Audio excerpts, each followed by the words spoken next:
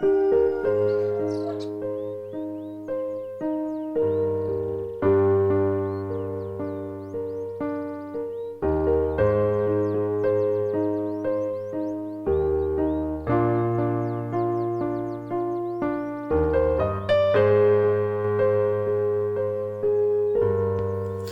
be like Jesus, faithful stewards provide for God's work. I, the Lord, have called thee in righteousness, and will hold thine hand, and will keep thee, and give thee for a covenant of the people, for a light of the Gentiles. Isaiah 42 and verse 6. I have been shown that some people who are shrewd, prudent, and sharp in regard to the transaction of their business, generally, some who are distinguished for promptness and thoroughness, manifest a want of foresight and promptness in regard to a proper disposal of their property while they are living. They know not how soon their probation may close, yet they pass on from year to year with their business unsettled, and frequently their lives finally close without their having the use of their reason.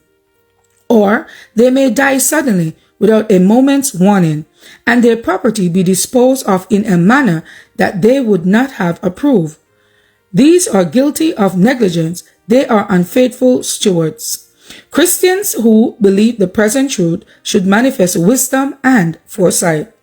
They should not neglect the disposition of their means, expecting a favorable opportunity to adjust their business during a long illness.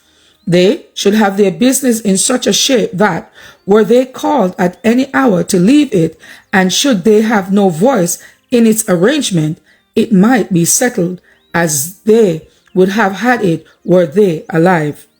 Many families have been dishonestly robbed of all their property and have been subjected to poverty because the work that might have been done, well done in an hour, had been neglected. Those who make their wills should not spare pains or expense to obtain legal advice and to have them drawn up in a manner to stand the test.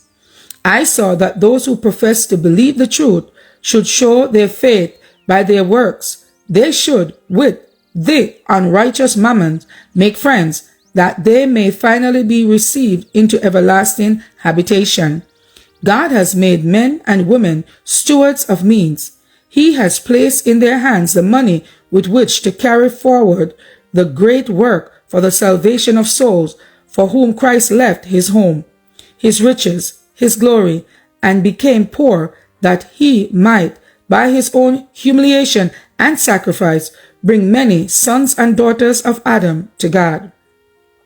In his providence, the Lord has ordained that the work in his vineyard should be sustained by the means entrusted to the hands of his stewards. A neglect on their part to answer the calls of the cause of God in carrying forward his work shows them to be unfaithful and slothful servants. To be like Jesus, June 30th.